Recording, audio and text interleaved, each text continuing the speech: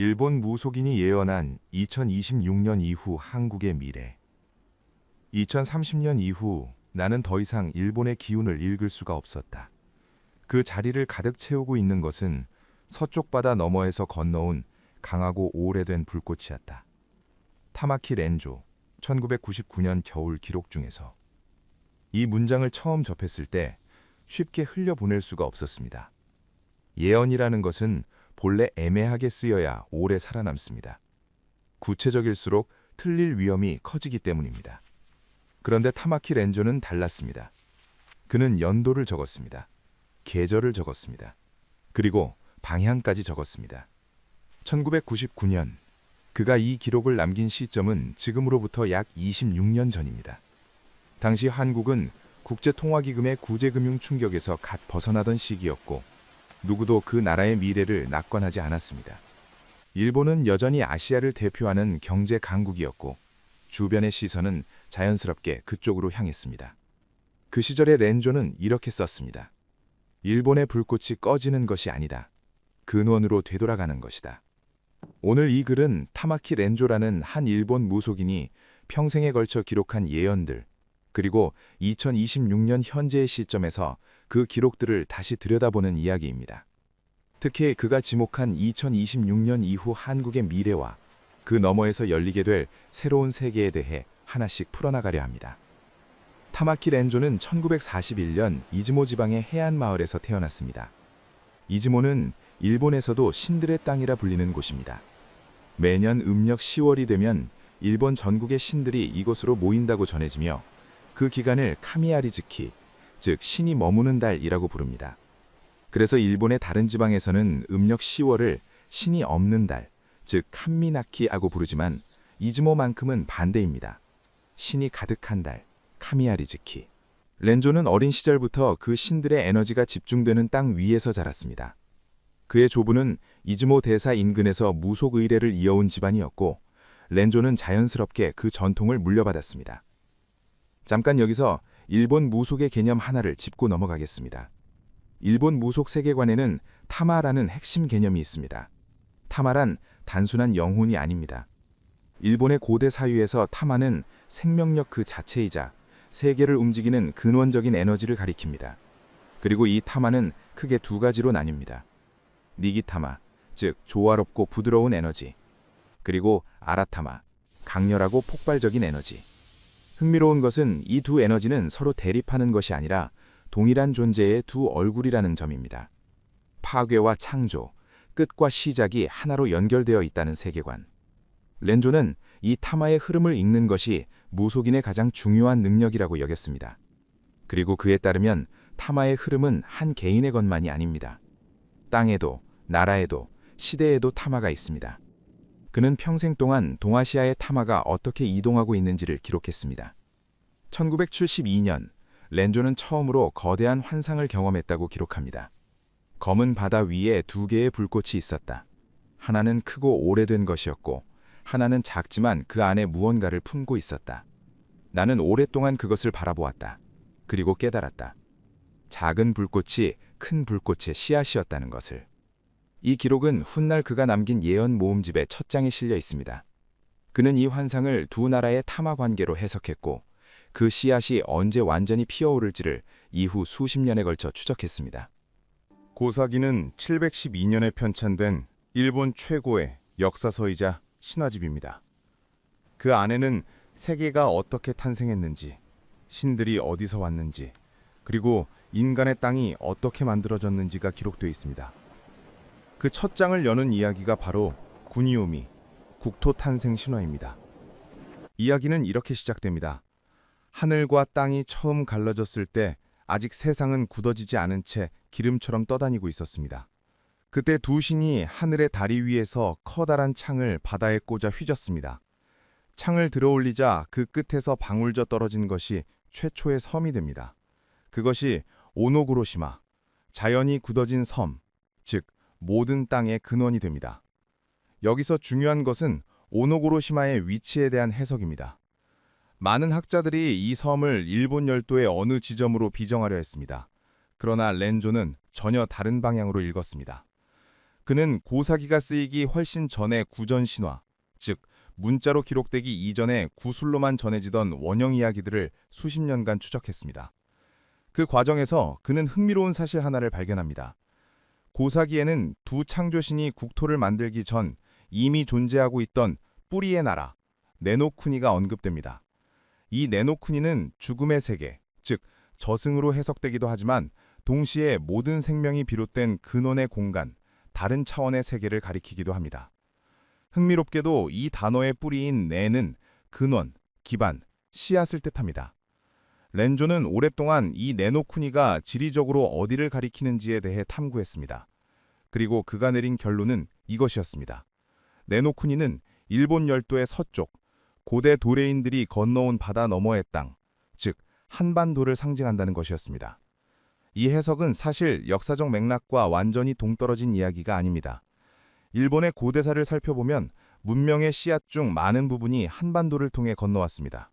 문자, 도예기술, 농경방식, 매태근음지, 고사기 안에도 한반도 출신 신들의 흔적이 곳곳에 남아 있습니다. 일본이라는 나라가 하나의 강으로 비유된다면 그 강의 수원지에 해당하는 땅이 한반도라는 것이 렌조의 오랜 신념이었습니다. 그리고 그는 이렇게 기록합니다. 고사기의 신들은 뿌리의 나라, 네노쿠니를 그리워했다. 그 그리움이 창조의 에너지가 되었다. 그렇다면 네노쿠니의 기운이 다시 깨어날 때 그 창조의 에너지 역시 다시 세상 위로 솟아오를 것이다. 무속의 세계에는 죽은 자의 땅과 산 자의 땅 사이에 아주 얇은 경계만이 존재한다는 믿음이 있습니다.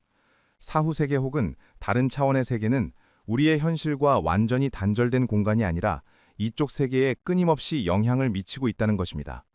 고사기에도 이 세계관은 분명히 반영돼 있습니다. 이자나미 신이 죽어서 간 황천의 나라, 즉 요미노쿠니는 잊혀진 공간이 아니라 현실 세계와 문이 맞닿아 있는 공간으로 그려집니다. 우리가 경험하는 이 세계는 보이지 않는 또 다른 층위의 세계와 항상 함께 존재한다는 것. 렌조는 이 경계가 가장 얇아지는 시기가 있다고 믿었습니다. 그리고 그 시기가 바로 지금 우리가 살고 있는 이 시대라고 기록했습니다. 고대 신도에는 요리시로라는 개념이 있습니다. 신이나 영적 에너지가 깃드는 그릇 혹은 그 에너지가 현실 세계에 머물기 위해 선택하는 매개체입니다. 거울, 검, 나무, 돌이 요리시로가 될 수 있으며 때문은 사람 자체가 요리시로가 되기도 합니다. 무속인이 신탁을 전달하는 것도 자신이 요리시로가 되어 다른 차원의 에너지를 이쪽 세계로 통과시키는 과정입니다. 흥미로운 것은 요리시로가 언제나 스스로 그 역할을 원해서 되는 것이 아니라는 점입니다. 에너지가 스스로 그릇을 선택한다는 것이 고대 신도의 관점입니다. 강한 에너지는 강한 그릇을 필요로 하고 새로운 시대의 에너지는 새로운 형태의 요리시로를 찾아냅니다. 렌조는 2026년 여름에 등장한다고 예언한 인물을 그러한 요리시로로 바라보았습니다. 이 시대의 에너지가 스스로 선택한 통로. 그리고 신도의 세계관에서 요리시로는 에너지를 독점하지 않습니다. 그것을 통해 에너지가 주변으로 흘러나가도록 하는 것이 그 본질적인 역할입니다. 하나의 거울이 빛을 받아 여러 방향으로 반사시키듯 그 인물이 가져오는 것이 무엇이든 그것은 한 곳에 머무르지 않고 퍼져나갑니다. 그 파동이 미래를 바꾼다는 것이 렌조의 예언이 가리키는 방향이었습니다. 2001년 봄, 렌조는 자신이 쓴 기록 중 가장 길고 상세한 예언 문서를 완성했습니다. 총 12장에 걸쳐 쓰인 그 문서에서 그는 처음으로 구체적인 연도를 언급합니다. 그리고 그 시작점이 바로 2026년이었습니다. 네노쿠니의 문이 열린다. 그것은 천천히, 그러나 돌이킬 수 없는 방식으로 열린다. 내가 보기에 그 문은 2026년 여름에 처음으로 눈에 보이는 형태를 갖출 것이다. 그리고 그 문을 처음으로 통과하는 것은 한 명의 사람이 될 것이다. 여기서 일본 고대 무속의 중요한 개념 하나를 소개할 필요가 있습니다. 무스비입니다. 무스비는 묶는다, 연결한다는 뜻이지만 그 깊은 의미는 훨씬 넓습니다. 무스비는 생명을 낳는 힘, 보이지 않는 의도가 현실로 구체화되는 과정 자체를 가리킵니다. 고사기에는 무스비를 상징하는 두 신이 등장합니다. 타카미 무스비, 카미 무스비입니다. 이 두 신은 눈에 보이지 않지만 세상 모든 창조의 배후에서 작동하는 힘으로 그려집니다. 흥미로운 것은 무스비의 작동 방식입니다. 무속의 세계에서 무스비는 강한 의도와 집중된 에너지가 현실의 결을 바꾼다고 설명됩니다. 어떤 것을 깊이 원하고 그 원함에 완전히 집중하며 그것이 이미 이루어진 것처럼 행동할 때 무스비의 힘이 활성화된다는 것입니다. 현대의 언어로 번역하기 쉽지 않은 이 개념은 단순한 소환빌기와는 다릅니다. 그것은 자신의 내면 에너지를 우주의 흐름과 정렬시키는 기술에 가깝습니다. 렌조는 이 무스비가 개인의 차원뿐만 아니라 나라와 시대의 차원에서도 작동한다고 믿었습니다. 그리고 그 힘이 가장 강하게 발동되는 때가 뿌리의 나라가 깨어나는 시기와 일치한다고 기록했습니다. 렌조의 기록으로 돌아갑니다. 그 사람은 특별한 외형을 가진 자가 아닐 것이다. 스스로도 자신이 그 역할임을 처음에는 알지 못할 것이다. 그러나 그가 내놓는 것이 무엇이든, 그것이 기술이든 말이든 혹은 아직 이름 붙여지지 않은 어떤 것이든 그것은 세상이 지금까지 본 적 없는 방식으로 퍼져나갈 것이다. 왜냐하면 그것은 한 사람의 창조물이 아니라 오랫동안 잠들어 있던 네노쿠니의 에너지가 그를 통해 흘러나오기 때문이다. 이 대목을 읽을 때마다 독자들이 가장 많이 묻는 것이 있습니다. 그 인물이 누구냐는 것입니다. 기술적인 혁신가인지, 영성적인 지도자인지, 아니면 전혀 다른 무언가인지. 렌조 자신도 그것을 단정짓지 않았습니다. 그저 이렇게 적었을 뿐입니다. 그것은 이미 시작된 것에 얼굴이 드러나는 것이다. 2026년 현재 이 예언을 다시 읽으면 그 열린 해석이 오히려 더 강한 설득력을 가집니다. 세상은 지금 어느 방향인지 아직 명확히 규정할 수 없는 거대한 변화의 한가운데 있기 때문입니다. 일본의 2세 신궁에는 흥미로운 전통이 있습니다. 20년마다 신전 전체를 해체하고 완전히 새 것으로 다시 짓는 의식, 시키넨 센구입니다. 이것은 단순한 보수가 아닙니다. 이 의식의 핵심은 죽음과 재생의 순환을 신성의 이름으로 반복하는 것입니다. 오래된 것이 사라지는 것이 두렵고 슬픈 일이 아니라 새로운 것이 탄생하기 위한 필수적인 과정이라는 세계관. 렌조는 이 세계관을 나라와 시대에 그대로 적용했습니다. 어떤 나라의 기운이 약해진다는 것은 그 나라의 끝이 아니라 에너지가 보다 강한 원천으로 이동하고 있다는 신호라는 것입니다. 그리고 그 이동의 방향이 중요합니다. 렌조의 2001년 문서에서 가장 충격적인 부분은 그 이후에 나옵니다. 2026년 이후 한국의 미래는 가파른 상승 곡선을 그릴 것이다. 그것은 에코노미스트적인 숫자만으로 설명되지 않는다. 그 나라에서 무언가가 깨어나고 있으며 그 깨어남의 파동이 주변으로 퍼져나간다. 반면 일본은 2030년을 향해 계속해서 기운이 낮아질 것이다. 이것은 징벌이 아니다. 오래된 에너지가 뿌리로 되돌아가는 과정이다. 그는 여기서 멈추지 않았습니다. 2030년 이후를 다루는 기록에서 렌조의 문장은 더욱 조심스러워집니다. 마치 그 이후의 것은 자신도 완전히 확신하지 못하는 영역임을 알고 있었던 것처럼. 2030년 이후를 보려 할 때 일본의 타마가 읽히지 않는다. 지워진 것이 아니다. 흡수된 것이다. 강하고 오래된 불꽃 속으로. 그 불꽃은 한 나라의 경계 안에 머물지 않는다. 그것은 주변의 섬들, 주변의 땅들을 빛으로 덮고 있다. 이것이 하나의 거대한 중심 아래 모든 것이 모이는 것인지 아니면 중심을 공유하는 연합의 형태인지 나는 그것까지 읽을 수 없다. 다만 분명한 것은 그 중심에 네노쿠니의 에너지가 있다는 것이다. 여기서 한 가지 생각해 볼 것이 있습니다. 역사를 길게 보면 국경이란 것은 생각보다 훨씬 유동적인 개념이었습니다. 지금 우리가 당연하게 여기는 많은 경계들이 불과 몇 세기 전만 해도 존재하지 않았습니다. 반대로 지금은 사라진 나라들, 지금은 분리된 땅들이 하나였던 시절도 있었습니다. 무속의 세계관에서 국경은 현실의 구분일 뿐 에너지의 흐름을 막는 것은 아닙니다. 강한 무수비의 힘은 경계를 넘어 작동합니다. 어쩌면 인류의 먼 미래에는 선 하나로 나뉜 땅이 아닌 에너지의 흐름으로 연결되는 시대가 올 수도 있습니다. 그리고 렌조는 그 과정의 시발점이 되는 땅으로 지금의 한국을 지목하고 있었습니다. 렌조가 남긴 기록 중에는 자신이 직접 경험한 영적 체험들도 다수 포함되어 있습니다. 그중 하나가 1988년에 쓰인 짧은 메모입니다. 오늘 밤 나는 아라타마의 세계로 들어갔다. 그곳은 어두운 것이 아니었다. 극도로 밀도 높은 빛이 가득한 공간이었다. 거기서 나는 시간이 선형으로 흐르지 않는다는 것을 다시 한번 확인했다. 과거와 현재와 미래가 동시에 존재하는 그 공간에서 나는 커다란 불꽃이 서쪽에서 타오르는 것을 또 보았다. 무속의 세계에서 다른 차원의 공간은 단순한 상상의 산물이 아닙니다. 일본 신도의 세계관에서 현실 세계인 아오시아라노 나카츠쿠니는 여러 층위의 세계 중 하나에 불과합니다. 위로는 타카마 하가라, 즉 신들의 하늘나라가 있고 아래로는 황천의 나라와 뿌리의 나라가 있습니다. 그리고 이 세계들은 서로 완전히 단절된 것이 아니라 경계를 통해 끊임없이 교류합니다. 그 경계가 가장 얇아지는 장소를 신사라 불렀고 그 경계를 의식적으로 넘나드는 사람을 무속인, 무녀, 갓낙이라 불렀습니다. 렌조에 따르면 역사의 거대한 전환점들은 항상 이 다른 차원의 에너지가 현실 세계로 대량 유입되는 시기와 겹칩니다. 그리고 그 유입의 통로가 되는 땅이 있습니다.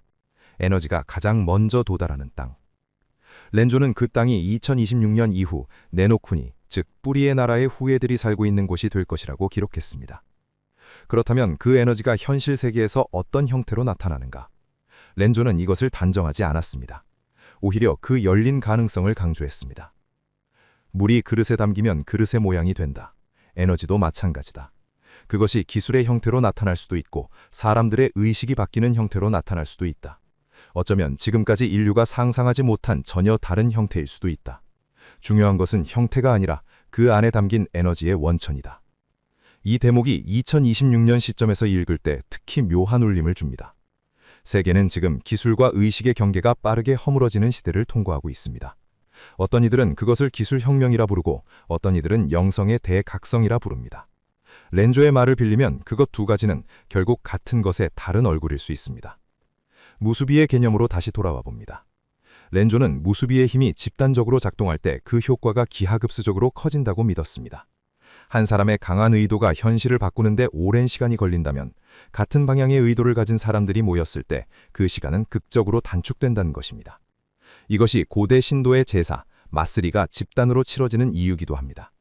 신에게 개인이 기도하는 것이 아니라 공동체 전체가 같은 의도를 가지고 에너지를 모으는 것. 그 집중된 에너지가 무수비를 통해 현실의 결을 바꾼다는 것이 오래된 지혜입니다. 렌조는 한반도 사람들이 역사적으로 이 집단적 에너지를 강하게 발동시키는 능력을 가지고 있었다고 평가했습니다. 그리고 그 능력이 2026년 이후 새롭게 각성될 것이라고 봤습니다. 어떤 형태든 많은 사람들이 같은 방향을 향해 에너지를 모으기 시작하는 일이 그 땅에서 일어날 것이라고. 타마키 렌조는 2009년 겨울 68세의 나이로 생을 마쳤습니다.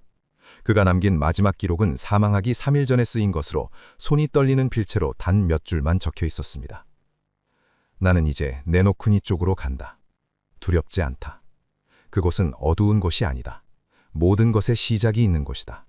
내가 보아온 것들이 이 세상에서 실제로 펼쳐지는 것을 이쪽에서 지켜볼 수 있다면 그것으로 충분하다.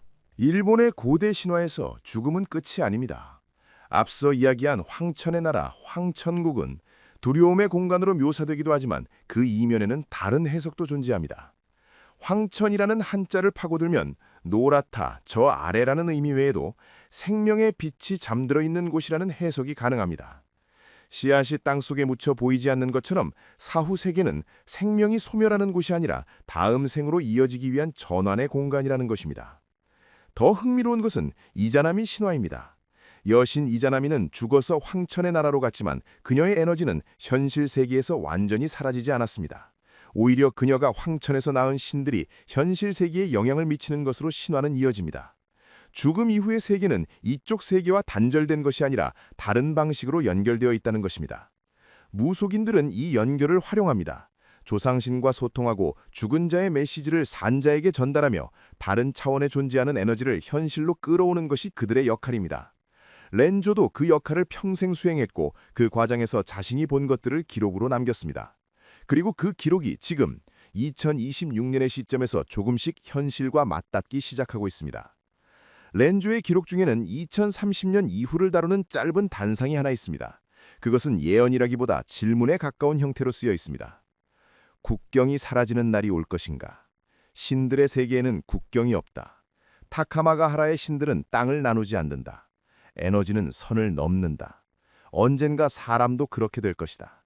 그 과정이 온화하게 이루어질 것인지 격렬하게 이루어질 것인지는 지금 살아있는 자들의 무수비에 달려있다. 그리고 그 흐름의 중심에 네노쿠니의 후예들이 있을 것이다. 이 대목은 읽는 사람에 따라 다양하게 해석됩니다. 어떤 이들은 이것을 하나의 강대국이 주변을 아우르는 형태로 읽기도 하고 어떤 이들은 여러 나라가 중심 가치를 공유하는 연합의 형태로 읽기도 합니다. 어쩌면 렌조도 그것을 정확히 알지 못했을 것입니다. 그는 에너지의 흐름은 읽을 수 있었지만 그것이 인간의 손에 의해 어떤 형태로 구체화되는지는 끝까지 열어두었습니다. 마지막으로 렌조의 세계관 전체를 관통하는 하나의 개념을 짚고 싶습니다. 무스비와 함께 그가 가장 자주 언급한 단어는 카에리입니다. 돌아온다, 되돌아간다는 뜻입니다. 모든 에너지는 순환한다는 것, 한 번 흘러나간 것은 반드시 근원으로 돌아온다는 것, 그리고 돌아왔을 때 그것은 처음보다 더 크고 강한 형태가 된다는 것. 이 순환의 관점에서 보면 한반도에서 일본 열도로 건너간 문명의 씨앗들이 수천 년이 지난 지금 다시 근원의 땅으로 에너지가 되돌아오는 것은 자연스러운 흐름입니다. 렌조는 그것을 순환의 완성이라고 표현했습니다.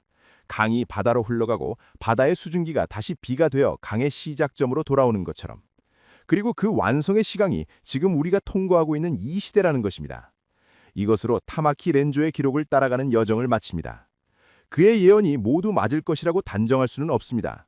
에너지의 흐름을 읽는다는 것 자체가 불확실성을 내포하고 있으며 그 해석 또한 읽는 사람에 따라 달라질 수 있습니다. 다만 분명한 것은 1999년부터 2001년 사이에 쓰인 한 무속인의 기록이 2026년의 현실과 여러 지점에서 교차하고 있다는 사실입니다. 그리고 그가 가장 집중했던 땅, 네노쿠니의 후예들이 사는 곳에서 앞으로 어떤 일이 일어나는지를 지켜보는 것은 이 시대를 살아가는 우리 모두에게 흥미로운 관찰이 될 것입니다. 일본 무속인이 예언한 2026년 이후 한국의 미래, 그 이야기는 아직 현재 진행형입니다.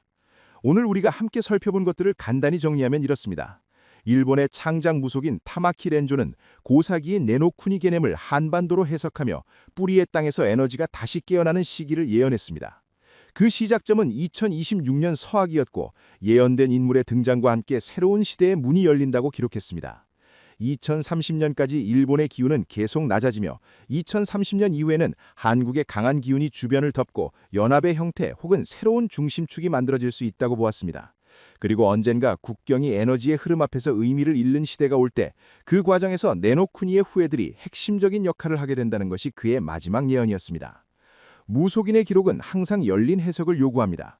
하지만 그 열림 안에서 우리가 어떤 미래를 선택할 것인지는 결국 지금 이 시대를 살아가는 우리 자신의 무스비에 달려 있습니다. 일본 무속인이 예언한 2026년 이후 한국의 미래가 어떻게 펼쳐질지 그 답은 앞으로의 시간 안에 있습니다. 지금 이 순간에도 에너지는 흐르고 있습니다. 무스비는 작동하고 있습니다. 그리고 네노쿠니의 불꽃은 렌조의 말대로라면 이제 막 눈에 보이기 시작하는 단계에 와 있습니다. 오늘의 예언이 도움이 되셨다면 좋아요와 댓글 부탁드립니다. 시청해주셔서 감사합니다.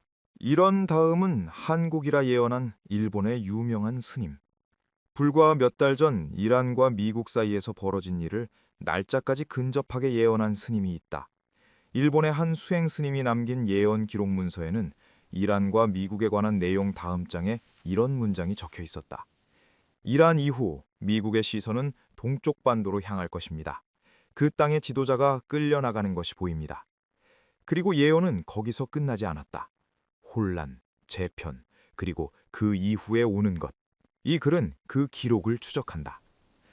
그의 이름은 묘신 겐코, 교토 외곽에서 40년 넘게 수행해온 인물이다. 일본 내에서도 대중에게 알려진 스님이 아니었다. 제자도 10명이 채 되지 않는다고 전해진다. 그럼에도 그의 이름이 수행자 사회에서 오랫동안 회자된 이유는 하나다. 그가 말한 것들이 자꾸 현실이 됐기 때문이다.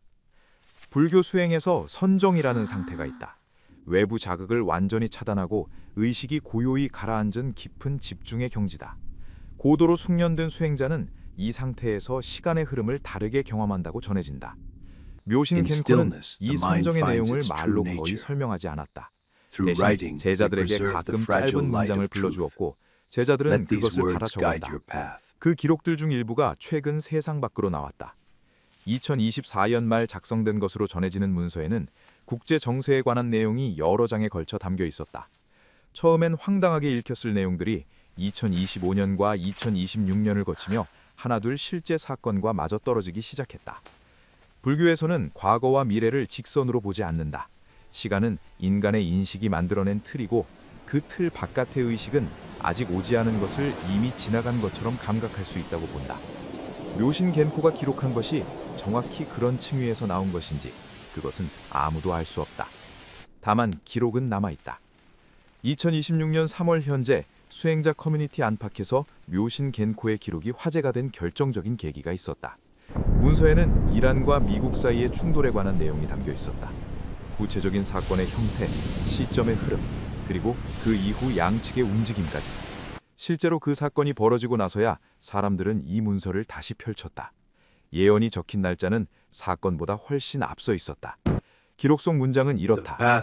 미국과 이란 사이에 오래 눌러온 것이 터지는 것이 보입니다. 불꽃은 크지 않으나 그 파장은 길 것입니다. 그리고 그 파장이 잦아들 무렵 미국의 힘은 새로운 곳을 향하게 됩니다. 짧고 모호하다. 하지만 흥미로운 건 그 다음이다. 그가 말한 방향, 새로운 곳이 어디인지가 다음 장에 기록돼 있었다. 예언이란 원래 사건이 벌어진 뒤에 비로소 읽히는 언어다. 사건 이전의 언어는 너무 추상적으로 보이고 사건 이후의 언어는 너무 정확하게 보인다. 묘신 겐코의 기록이 바로 그 경계에 서 있었다. 이것이 사람들을 불편하게 만들었다. 이란과 미국에 관한 예언이 알려지면서 사람들이 가장 먼저 달려간 곳은 그 다음 장이었다. 거기에는 한국이 있었다. 정확히는 한반도라는 표현이었다. 스님은 남쪽인지 북쪽인지를 명확히 구분하지 않았다. 그저 이렇게 기록돼 있었다. 그 반도에는 두 개의 권력이 있습니다. 미국의 움직임이 그 반도를 건드릴 때 한쪽의 지도자가 그 자리에서 끌려나가는 것이 보입니다. 많은 이들이 지켜보는 가운데 조용하지 않은 방식으로. 이 문장이 공개되자 해석이 쏟아졌다. 끌려나간다는 표현이 체포를 뜻하는 것인지, 권좌에서의 축출인지, 혹은 전혀 다른 의미인지를 두고 온라인 공간이 달아올랐다. 남쪽 지도자를 가리키는 것이라는 시각과 북쪽의 변화를 암시한다는 시각이 팽팽하게 맞섰다. 묘신 겐코의 제자 중 한 명은 이후 짧은 글을 남겼다. 스님이 이 부분을 구술할 때 유독 오래 눈을 감고 있었다고. 그리고 다 말하고 나서 이렇게 덧붙였다고 한다. 어느 쪽이든 한반도의 미래는 바뀝니다. 그 끌려나감이 오히려 시작점이 됩니다. 불교에서는 위기를 기라고도 부른다. 기회와 위기는 같은 글자에서 나왔다. 무언가가 무너질 때 그 안에 이미 새로운 구조의 씨앗이 담겨 있다는 개념이다. 스님이 말한 끌려나감 이후의 이야기가 바로 그 씨앗에 관한 것이었다. 지도자가 끌려나간 이후 묘신 겐코의 기록은 한동안 어둡게 흐른다. 그 이후 두 해는 거칠 것입니다. 질서가 흔들리고 사람들은 무엇을 믿어야 할지 모르게 됩니다.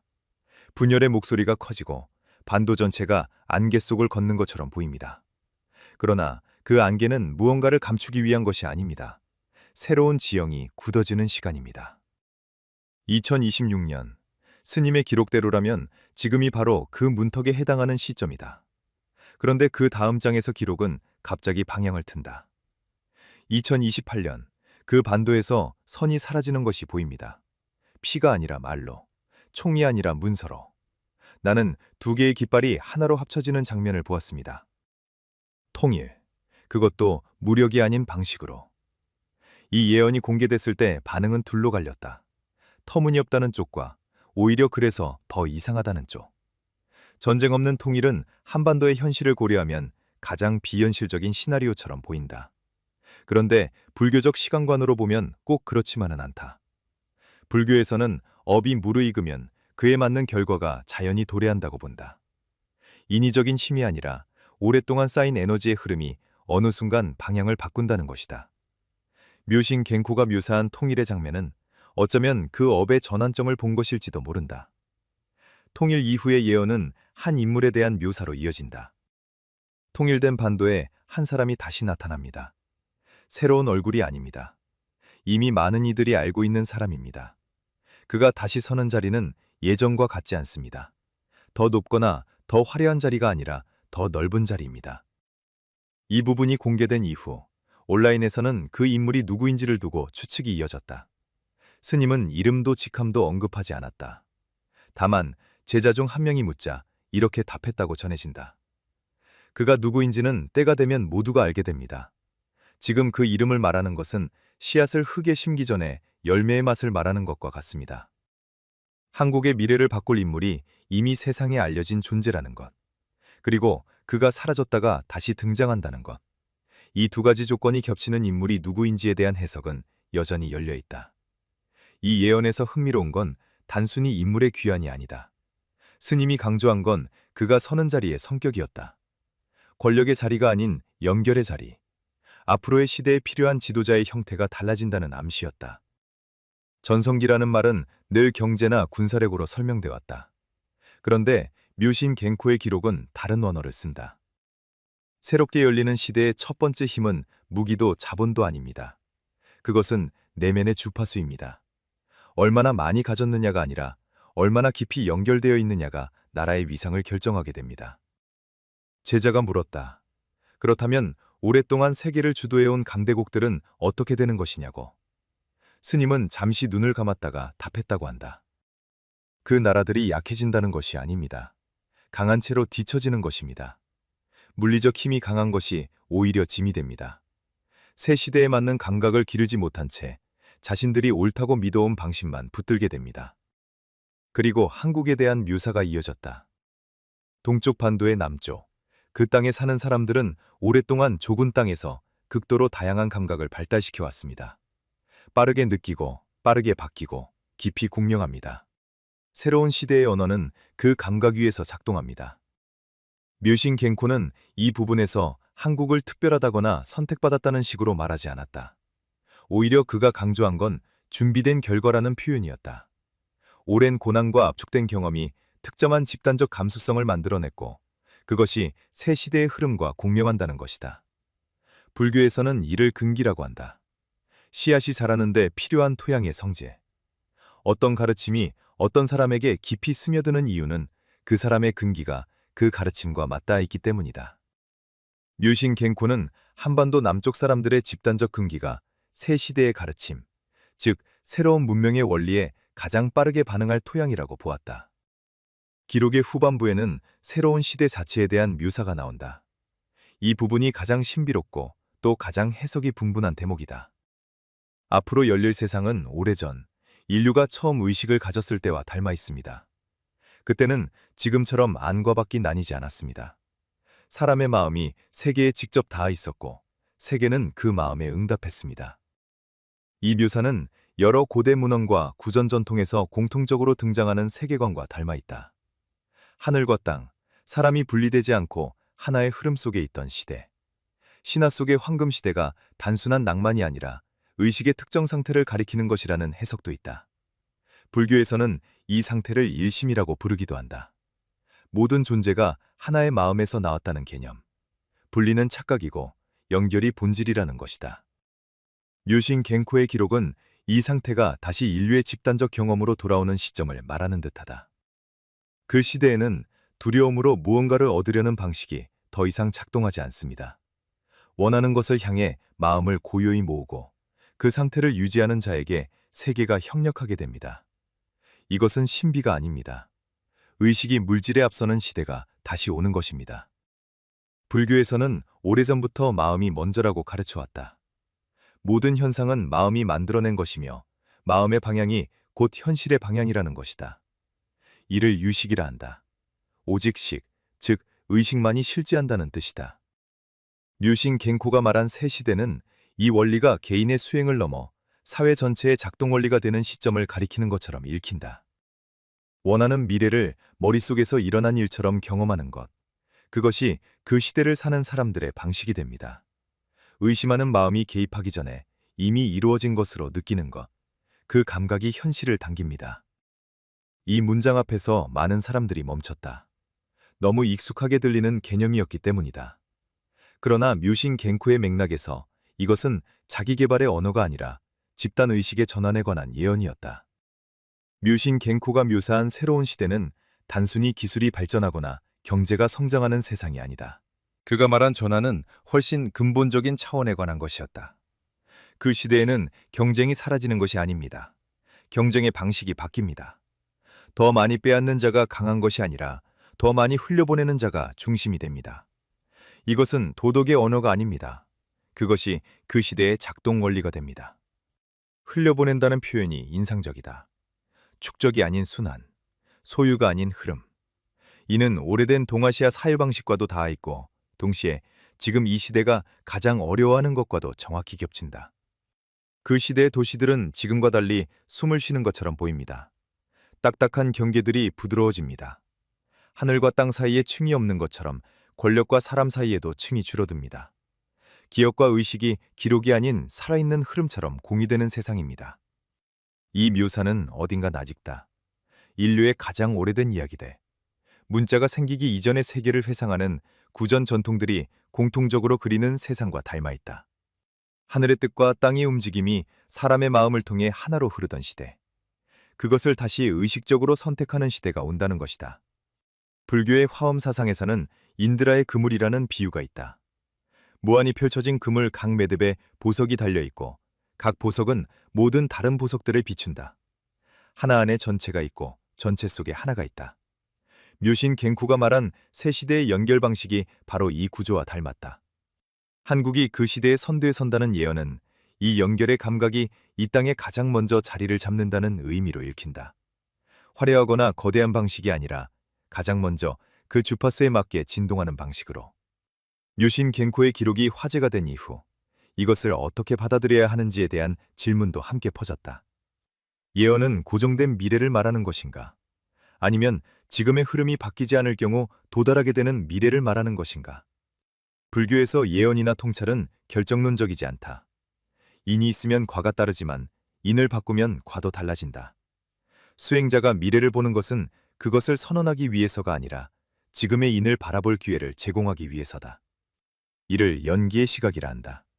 모든 것은 조건 속에서 일어나고 조건이 바뀌면 결과도 바뀐다. 스님 자신도 그 점을 명확히 했다고 전해진다. 내가 본 것은 지금 이 흐름이 그대로 흘러갈 때의 방향입니다. 그러나 흐름은 언제든 바뀔 수 있습니다. 예언을 기다리는 자는 관객입니다. 예언을 읽고 자신을 바꾸는 자는 이미 그 미래의 일부가 됩니다. 이 문장이 이 기록 전체에서 가장 많이 퍼진 문장이다. 예언의 내용보다 예언을 대하는 태도에 대한 가르침. 어쩌면 묘신 갱쿠가 이 기록을 통해 말하고 싶었던 것은 한반도의 미래가 아니라 각자가 자신의 미래를 어떻게 대하는가였을지도 모른다. 2026년 3월 이 글을 읽는 지금 이 순간도 묘신 갱쿠가 말한 시간대의 한복판이다. 기록이 공개된 이후 일부 수행자들은 이 문서가 공개되는 것 자체가 이미 전환의 시작이라고 말하기도 했다. 무언가가 드러나기 시작할 때 그것은 이미 어느 정도 익어 있다는 신호라는 것이다. 불교에서는 때가 무르익은 것을 시절인연이라 한다. 아무리 좋은 씨앗도 철이 맞지 않으면 싹을 틔우지 못한다. 그리고 철이 맞았을 때는 굳이 힘을 주지 않아도 싹이 나온다. 이 기록이 지금 이 시점에 퍼지기 시작한 것도 어쩌면 그 시절인연의 흐름일 수 있다. 지도자가 끌려나가는 장면, 2년의 혼란, 그리고 2028년의 통일. 이것이 단지 기이한 이야기로 끝날지 아니면 실제 한국의 미래를 가리키는 것으로 남게 될지는 아직 열려있다. 그런데 한 가지는 분명하다.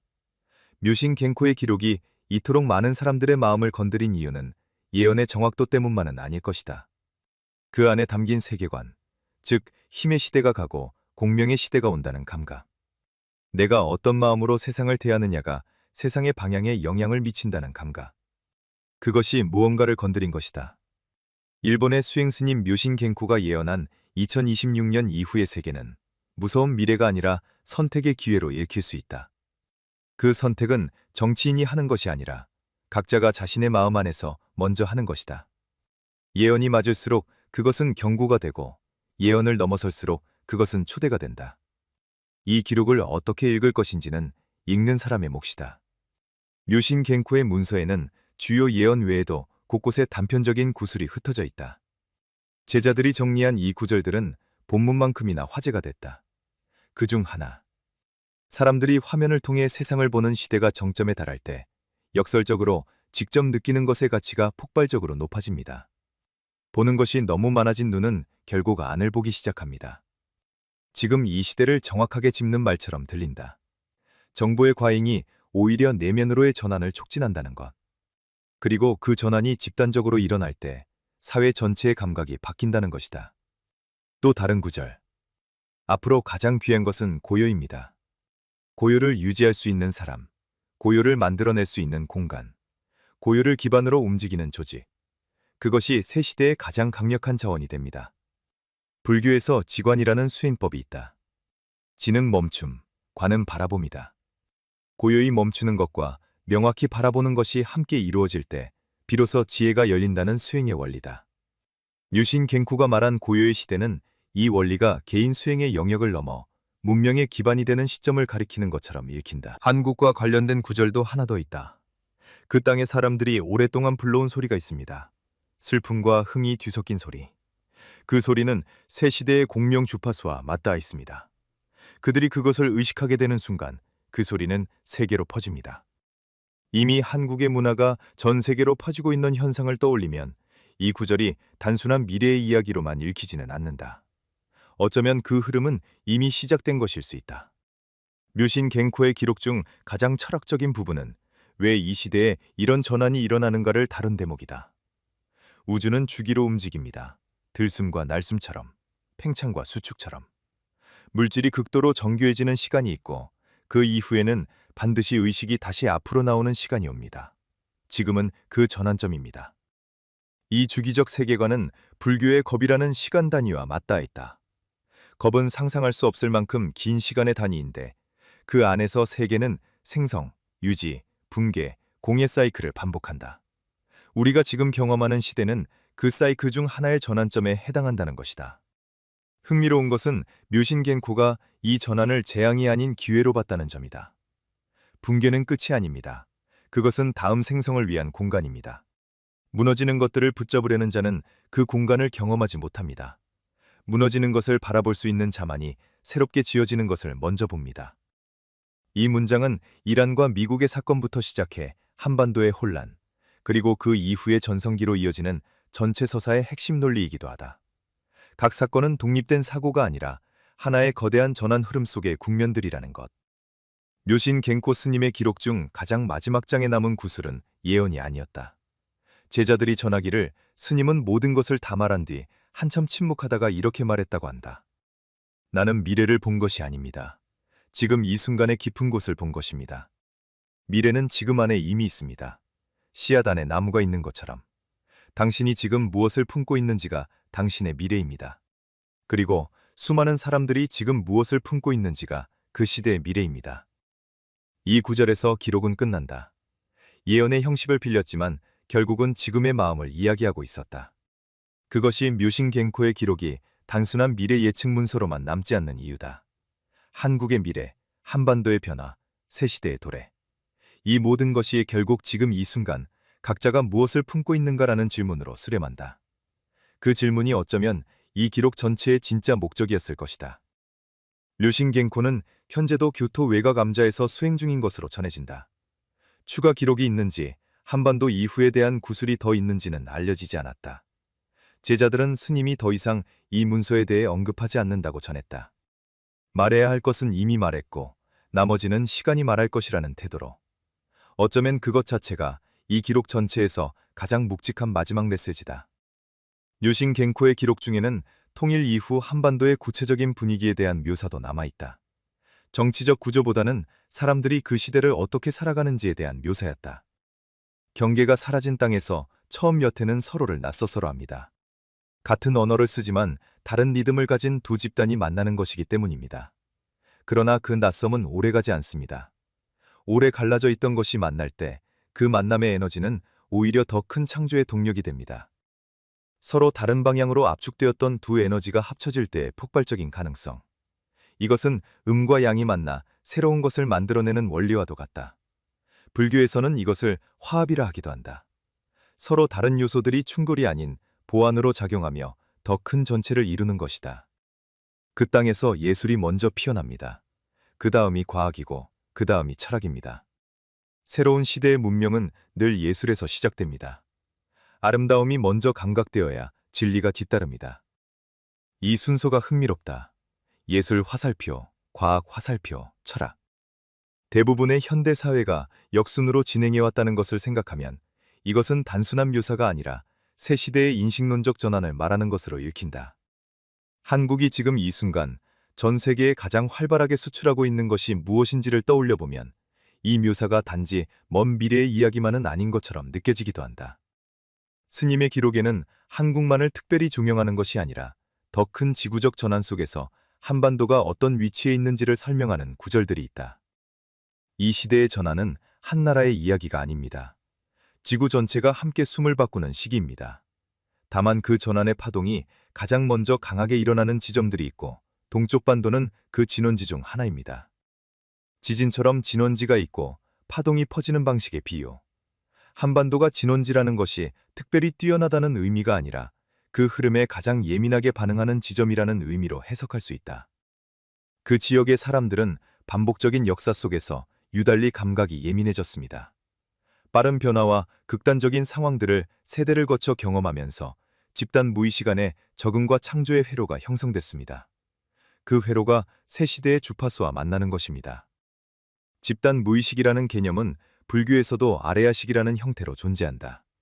개인을 넘어 공유되는 심층의 의식층, 과거의 모든 경험과 업이 저장된 저장고.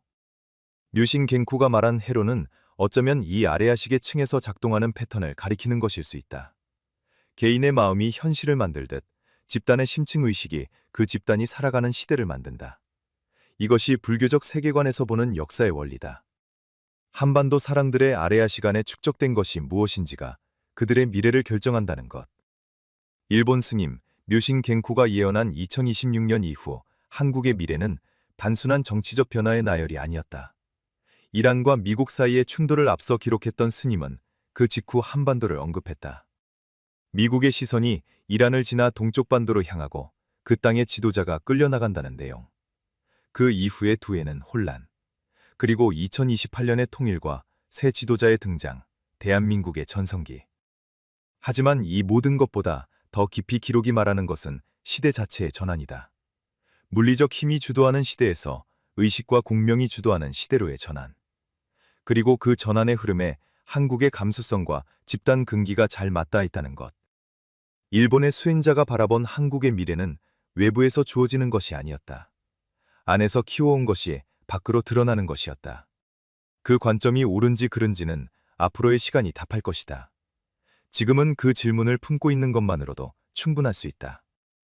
이 글은 일본 스님이 예언한 2026년 이후 한국의 미래를 중심으로 류신 겐코 스님의 기록과 그 안에 담긴 불교적 영성적 세계관을 함께 살펴봤다. 예언이라는 장르는 언제나 논란과 함께한다. 믿는 자에게는 나침반이 되고 의심하는 자에게는 그저 이야기가 된다. 어느 쪽이든 그 안에서 무언가를 가져가는 것이 있다면 이 기록은 그것으로 충분히 제 역할을 한 것이다. 2026년, 지금 이 순간, 우리가 각자 어떤 마음을 품고 있는가가 이미 그 미래의 첫 줄이다.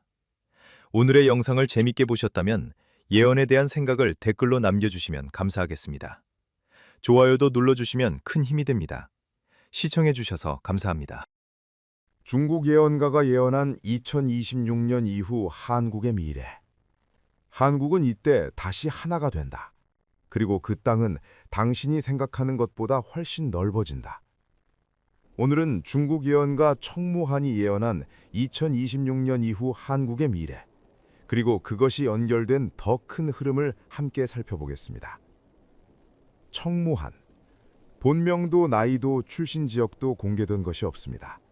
도교와 티베트 밀교 계보를 혼합한 독자적 수행의 길을 걷는 것으로 알려진 이 인물은 예언을 시의 형태로 남긴다고 알려져 있습니다. 도교에는 언불진의라는 말이 있습니다. 말은 결코 뜻을 다 담을 수 없다는 의미입니다. 청무한이 시로만 예언하는 이유가 여기에 있다고 합니다. 언어로 고정되는 순간 진실은 이미 절반을 잇는다고 그는 믿습니다. 그의 예언 시들은 2024년 하반기부터 온라인에 조용히 퍼지기 시작했습니다. 해석자 집단이 자발적으로 생겨났고 지금 이 순간에도 그의 시를 번역하고 풀어내는 사람들이 곳곳에 존재합니다. 그 예언들 중 가장 많은 사람이 주목하는 것이 바로 2026년 이후의 세계에 관한 연작시입니다. 청무한의 연작시는 2026년을 이렇게 정의합니다. 하늘이 미룬 것은 사라지지 않는다. 물이 차오르면 반드시 넘치고 눌린 땅은 반드시 솟아오른다. 2026 묵은 빚이 돌아오는 계절. 도교의 핵심 원리 중 하나인 기의 흐름에는 주기가 있습니다. 억눌렸던 것이 임계점을 넘는 순간 폭발적으로 터져나옵니다. 청무한이 말하는 2026년은 그 임계점입니다. 오래 눌렸던 것들, 오래 미루어졌던 것들, 오래 기다려왔던 것들이 이 해를 기점으로 한꺼번에 움직이기 시작한다고 그는 말합니다. 그리고 그 흐름은 세계 곳곳에서 동시다발적으로 일어난다고 예언합니다. 청무한의 두 번째 시입니다. 독수리는 오래 기다렸다. 사막의 불시위를 맴돌며 때를 세었다. 2026 드디어 발톱을 내리꽂는다. 검은 피가 흐르는 땅 위에서 마침내 깃발을 세운다. 이 시에서 사막, 검은 피라는 표현이 핵심입니다. 해석자들은 이것을 중동 지역의 에너지 자원, 즉 석유를 둘러싼 오랜 패권 다툼으로 읽습니다. 서방의 핵심 세력은 수십 년간 이 지역에서 완전한 통제권을 쥐지 못했습니다.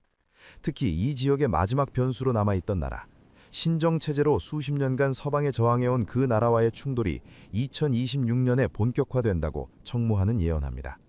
이 충돌은 결국 정리됩니다. 그 결과 서방의 핵심 세력은 중동의 에너지 흐름에 대한 전례 없는 수준의 통제권을 손에 넣습니다. 불교 경전에 일체 유심조라는 구절이 있습니다. 모든 것은 마음먹은 대로 이루어진다는 뜻이지만 역으로 보면 오래 마음먹어온 것은 결국 실현된다는 이야기이기도 합니다. 오랜 계획이 한 해에 완성되는 것, 청무하는 그것이 2026년이라고 봤습니다. 그런데 여기서 중요한 것이 있습니다. 서방이 이 에너지 통제권을 쥐는 것은 단순히 한 지역의 문제로 끝나지 않는다는 것입니다. 세계 경제의 핏줄인 오일 가격과 공급 흐름을 장악한다는 것은 전 세계 모든 나라의 셈법을 바꾸는 일입니다. 그리고 그 변화는 예상치 못한 곳에서 연쇄 반응을 일으킵니다. 그 연쇄 반응의 첫 번째 진원지가 바로 중국입니다. 청무환의 연작시 중 가장 긴 시입니다. 용은 오래 기다렸다. 수십 년을 웅크리고 수백 년을 되새기며 여름 하늘이 열리는 날을 헤아렸다. 마침내 비늘을 세우고 일어섰지만 구름은 그 편이 아니었다. 바람은 등을 밀지 않았고 하늘은 침묵했다. 발톱은 허공을 찢었으나 땅에 닿지 않았다. 용은 처음으로 자신이 혼자라는 것을 알았다. 중국에는 와신상담이라는 말이 있습니다. 장작 위에 누워 쓸개를 핥으며 복수를 준비한다는 뜻입니다. 수십 년, 어떤 시각에서는 수백 년간 품어온 수건. 청무하는 그 수건을 향한 행동이 2026년 여름에 시작된다고 예언합니다. 그러나 결과는 실패입니다. 구름이 그 편이 아니었다는 표현은 외부 세계가 이 움직임에 동조하지 않았다는 것을 뜻합니다. 국제사회의 강력한 개입, 예상을 뛰어넘는 반발, 그리고 고립. 용은 발톱을 펼쳤지만 결국 허공에 찢고 거두어야 했습니다. 음양사상에서 음극 즉 양이라는 원리가 있습니다. 가장 어두운 순간이 밝음으로 전환되는 전환점을 뜻합니다. 하지만 그 반대도 성립합니다. 가장 팽창한 순간 수축이 시작됩니다. 2026년 여름의 실패는 중국에게 그 수축의 시작점이 됩니다. 청무환의 네 번째 시입니다. 발톱을 거둔 용은 안으로 고개를 돌렸다. 외부의 벽이 아닌 내부의 틈이 먼저 벌어졌다. 스스로의 불꽃에 스스로가 탄다. 가장 큰 나라는 가장 긴 균열을 품고 있었다. 실패한 팽창은 대개 내부로 향합니다.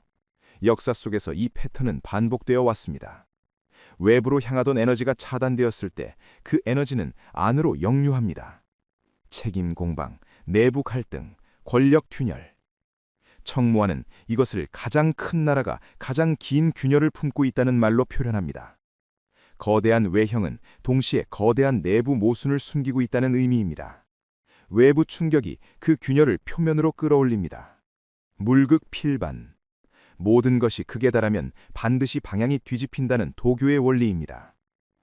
팽창의 극점이 수축의 시작인 것처럼 중국이 가장 강하게 뻗어나가려 했던 그 순간이 분열의 기점이 됩니다. 중국의 분열은 하루아침에 일어나지 않습니다. 그러나 2026년을 기점으로 그 흐름은 멈추지 않습니다. 그리고 이 흐름은 바다를 건너지 않고 땅을 따라 북쪽으로 스며듭니다. 중국 예언가 청무환이 예언한 2026년 이후의 흐름 중 많은 해석자들이 가장 주목하는 대목이 바로 이 다섯 번째 시입니다. 대륙의 진동은 바다를 건너지 않는다. 땅으로 스며들고 뿌리를 따라 흐른다. 북쪽 얼음 아래까지.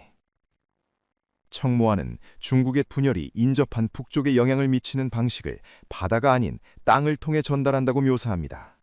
이것은 군사적 충격이나 외교적 파장이 아닌 더 조용하고 더 깊은 차원의 전달을 의미합니다.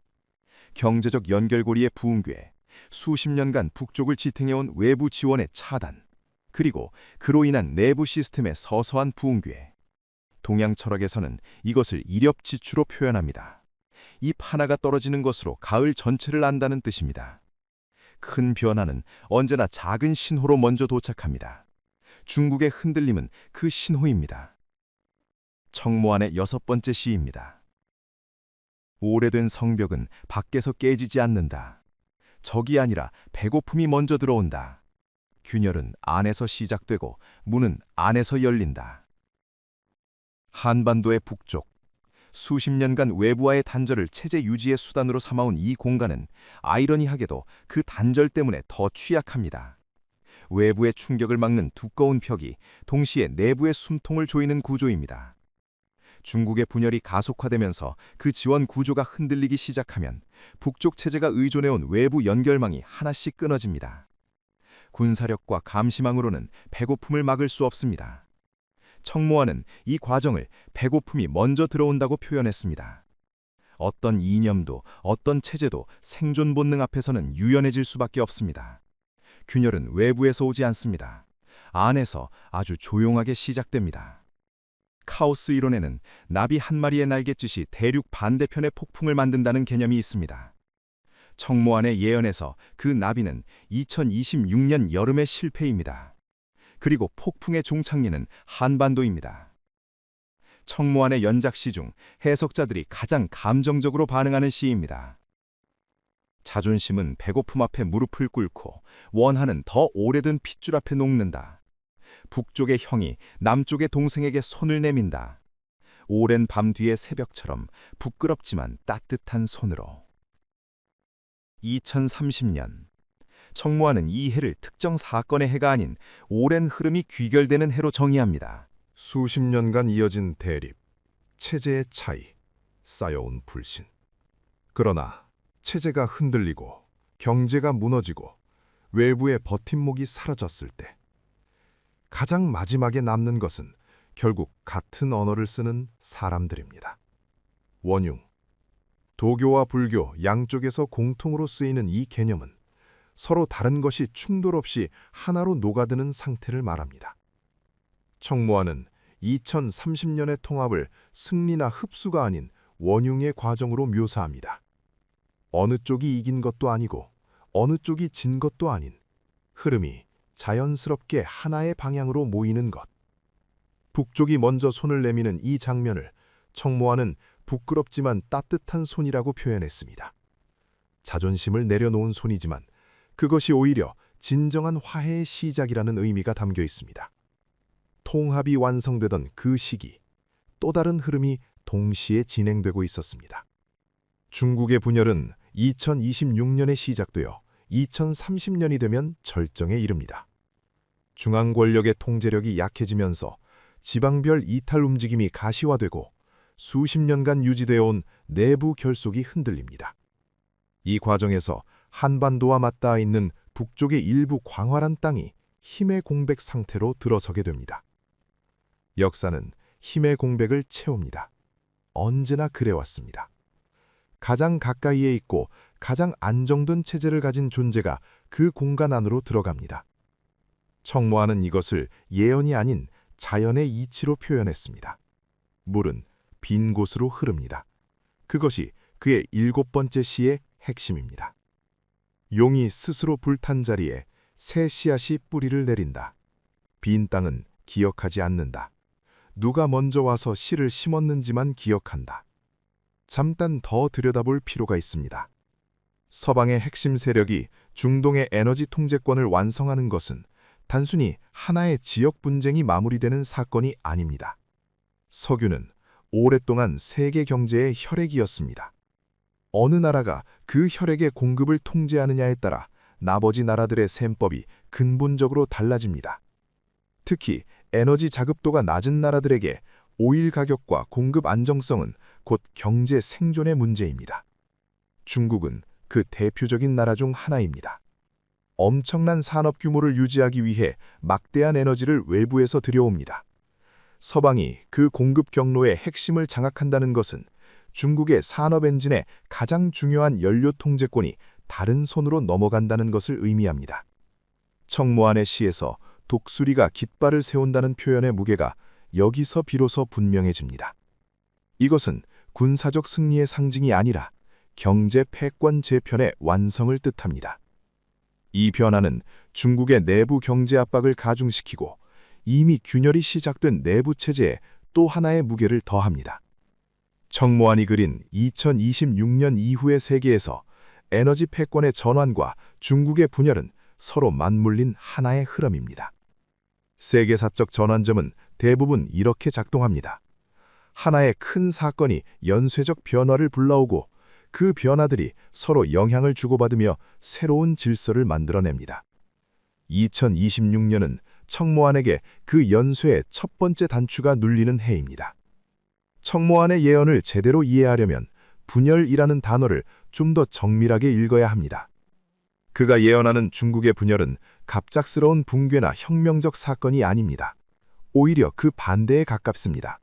서서히, 아주 조용히 중심의 구심력이 약해지는 과정입니다. 동양 철학에서는 이것을 이합집산의 원리로 설명합니다. 모이고 흩어지는 것이 모든 존재의 본질적 운동이라는 뜻입니다.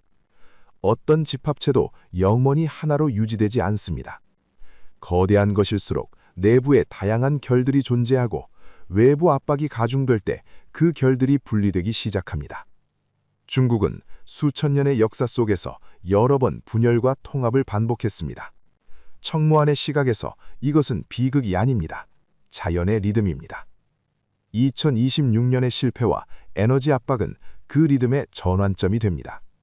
중앙 집권의 구심력이 약해지면서 수십 년간 억눌려 있던 지방별 이해관계와 민족적 다양성이 수면 위로 올라옵니다. 이 과정은 4년 동안 진행됩니다. 2026년에 시작되어 2030년이 되면 그 흐름이 누구도 되돌릴 수 없는 지점에 도달합니다. 그리고 바로 그 시점, 한반도에서는 전혀 다른 방향의 역사가 완성되고 있습니다. 청모안의 연작시를 해석해온 이들이 공통적으로 짚는 대목이 있습니다. 그것은 한국의 부상이 단순히 규모의 성장이 아니라는 점입니다. 한국은 지난 수십 년간 동아시아에서 독특한 역할을 해왔습니다. 강대국 사이에서 어느 쪽에도 완전히 흡수되지 않으면서 고유한 문화와 기술력과 유연한 외교적 유용성을 유지해온 나라. 청모안은 그 독립성이 미래의 핵심 자산이 된다고 봅니다. 거대한 두 세력이 하나는 패권을 완성하고 하나는 분열로 향하는 그 사이, 안정된 체제와 높은 역량을 갖춘 나라가 새로운 지역의 중심으로 부상하는 것은 지정학적으로 자연스러운 귀결입니다. 도교에는 유능승강이라는 말이 있습니다. 부드러운 것이 단단한 것을 이긴다는 뜻입니다. 물이 바위를 깎듯 강압이 아닌 지속적인 흐름이 결국 지형을 바꿉니다. 한국의 힘은 지금도 그 성질에 가깝습니다. 강함이 아닌 유연함, 크기가 아닌 밀도, 그리고 위기의 순간마다 다시 일어서는 회복력. 청모안은 그것이 2030년 이후 통일과 영토의 변해를 거치며 전혀 다른 차원으로 발현된다고 예언했습니다.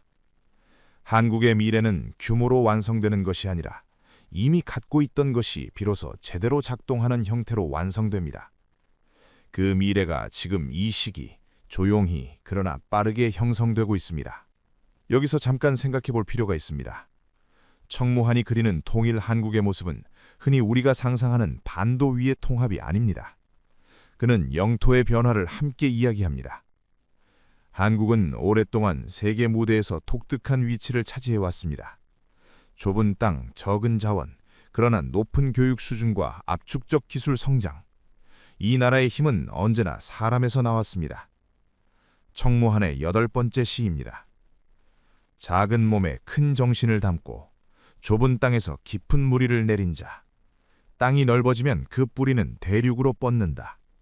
동쪽의 새벽은 이번엔 반도에서 시작된다. 작은 몸에 큰 정신. 청모안은 이것이 한국이 수백 년간 살아남아온 방식이라고 말합니다. 외세의 침략, 분단, 경제적 빈곤, 그 모든 것을 통과하면서도 고유한 정신과 문화를 유지해온 민족. 이제 거기에 땅이 더해집니다. 광활한 대륙과 접경하는 영토, 북쪽 주민들의 인구와 노동력, 그리고 새롭게 연결되는 자원과 물류 경로. 인적 자원의 밀도와 영토의 확장이 결합될 때 완전히 다른 차원의 국가 역량이 만들어집니다. 청모하는 이것을 뿌리가 대륙으로 뻗는다고 표현했습니다. 강대국의 조건은 단순하지 않습니다. 군사력, 경제력, 기술력, 그리고 문화적 영향력. 한국은 이미 기술력과 문화적 영향력에서 세계적 수준에 도달해 있습니다. 거기에 영토와 인구가 더해지면 나머지 조건들도 빠르게 따라옵니다. 청모한이 보는 2030년 이후의 한국은 세계 질서의 주변부가 아닌 중심부로 향하는 나라입니다. 그리고 그 이동은 충돌이나 정복이 아닌 흐름의 자연스러운 귀결로 이루어진다는 점에서 더욱 주목할 만합니다. 2026년에서 2030년 사이 세계는 동시에 여러 방향에서 재편됩니다. 서방의 핵심 세력은 에너지 통제권을 완성하며 새로운 경제 패권을 다지며 중국은 오랜 분열의 과정에 들어서며 아시아 내 힘의 공백을 만들어냅니다. 그리고 그 공백의 한가운데서 통일된 한국이 새로운 변수로 등장합니다. 역사적으로 강대국은 항상 공백에서 태어났습니다. 힘의 진공 상태가 만들어질 때 그것을 먼저 채우는 존재가 새로운 중심이 됩니다. 청모한의 예언이 단순히 한 나라의 미래를 이야기하는 것이 아니라 세계 질서 전체의 전환을 이야기하는 이유가 여기에 있습니다. 흥미로운 점은 청모한이 이 모든 과정을 어느 한 세력의 승리가 아닌 전환으로 본다는 점입니다. 누군가 잃으면 누군가 얻는 것이 아니라 전체 시스템이 새로운 균형점을 찾아가는 과정. 도교의 도는 강제하지 않습니다. 억지로 밀지 않아도 물은 결국 가장 낮은 곳으로 흐릅니다. 청모한이 보는 한국의 부상은 그런 성질의 것입니다. 준비된 것이 때를 만나는 것, 그리고 그 때가 지금 우리가 살고 있는 이 시기와 맞닿아 있습니다. 청무한의 연작시는 9번째 시로 끝납니다. 그리고 이 마지막 시는 앞서 나온 모든 예언과는 성격이 다릅니다. 사건이 아닌 관점에 관한 시입니다. 예언은 운명을 말하지 않는다. 깨어있는 자에게 미래는 이미 지나간 것, 눈을 감은 자에게 과거는 아직 오지 않은 것, 같은 하늘 아래 다른 시간을 사는 사람들. 이 시에 대해 해석자들의 의견은 크게 둘로 나뉩니다. 한쪽은 이것을 겸손의 표현으로 읽습니다. 자신의 예언이 절대적 진실이 아니라 하나의 읽기일 뿐이라는 선언. 다른 한쪽은 더 근본적인 의미로 읽습니다. 우리가 미래라고 부르는 것은 실제로는 이미 존재하는 패턴이며 그것을 읽을 수 있는 자에게는 시간의 선우가 의미를 잃는다는 것. 동양 수행 전통에서 선각자라는 말이 있습니다. 먼저 깨달은 사람이라는 뜻인데 이것은 미래를 보는 능력이 아니라 현재를 깊이 읽는 능력에 가깝습니다. 표면이 아닌 이면을, 사건이 아닌 흐름을.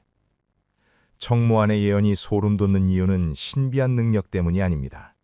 2026년 지금 이 시점 세계 곳곳에서 실제로 움직이고 있는 에너지 패권의 흐름, 중국 내부의 균열 신호들, 그리고 한반도를 둘러싼 지정학적 변화들을 그는 몇 년 전에 이미 흐름으로 읽었다는 것입니다. 예언은 마법이 아닙니다. 가장 깊이 읽는 자의 가장 정밀한 독해입니다. 여기서 한 가지 중요한 이야기를 짚고 넘어가야 합니다. 청모한의 예언을 다루면서 많은 해석자들이 공통적으로 강조하는 것이 있습니다.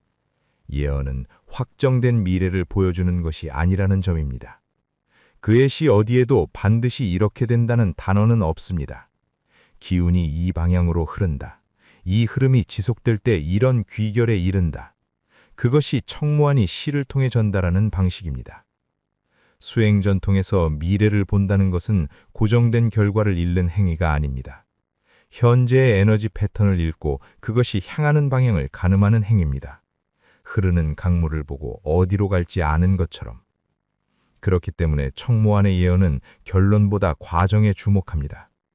2026년에 무슨 일이 일어나느냐보다 그 일이 어떤 연쇄를 만들어내느냐, 그 연쇄 속에서 각각의 나라와 사람들이 어떤 선택을 마주하느냐, 그리고 그 연쇄의 끝에서 어떤 방향으로 나아가느냐. 어쩌면 가장 중요한 것은 예언의 정확도가 아닙니다. 이 시대에 어떤 흐름들이 교차하고 있는지를 조금 더 넓은 시야로 바라보는 것. 그것이 청모한의 시가 우리에게 건네는 진짜 가치일지도 모릅니다. 오늘 우리가 살펴본 것은 단순한 점술가의 이야기가 아닙니다. 중국 예언가 청무환이 예언한 2026년 이후 한국의 미래는 지금 실제로 형성되고 있는 세계 질서의 변화 속에서 한반도가 맞이하게 될 전환의 큰 그림을 그립니다. 2026년은 이미 시작되었습니다.